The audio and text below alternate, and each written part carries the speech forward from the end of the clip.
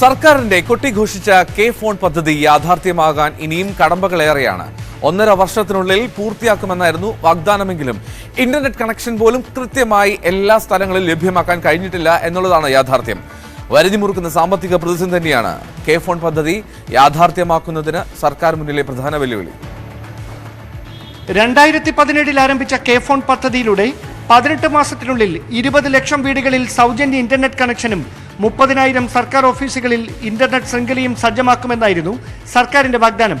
K phone സംവിധാനം 90% പൂർത്തിയായെന്നാണ് അധികൃതരുടെ അവകാശവാദം. എന്നാൽ 16,000-ഓളം സർക്കാർ ഓഫീസുകളിൽ ഇന്റർനെറ്റ് കണക്ഷൻ മാത്രമാണ് ഇതിനോടകം നൽകിയിരിക്കുന്നത്.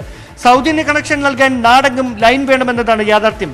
അതുടൻ സാധ്യമല്ലെന്ന് ബോധ്യമായതോടെ തുടക്കത്തിൽ 14,000 പേർക്ക് മാത്രം സൗജന്യ ഇന്റർനെറ്റ് കണക്ഷൻ നൽകുമെന്നായി സർക്കാർ.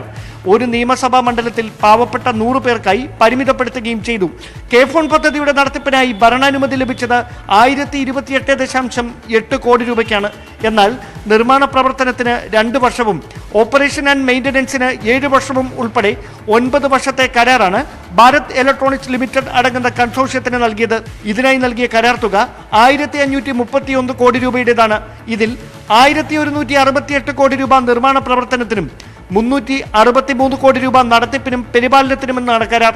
പദ്ധതി പൂർത്തീകരിക്കാൻ 500 കോടി രൂപയ്ക്ക് കൂടി ഇനിയും ഭരണാനുമതി ലഭിക്കണമെന്ന് ചുരുക്കം. AI ക്യാമറ വിവാദത്തിൽ ഉൾപ്പെട്ട കമ്പനിക്ക് കെ ഫോൺ പദ്ധതിയുമായുള്ള ബന്ധവും വിമർശനങ്ങളുടെ ആക്കം കൂട്ടുകയാണ്.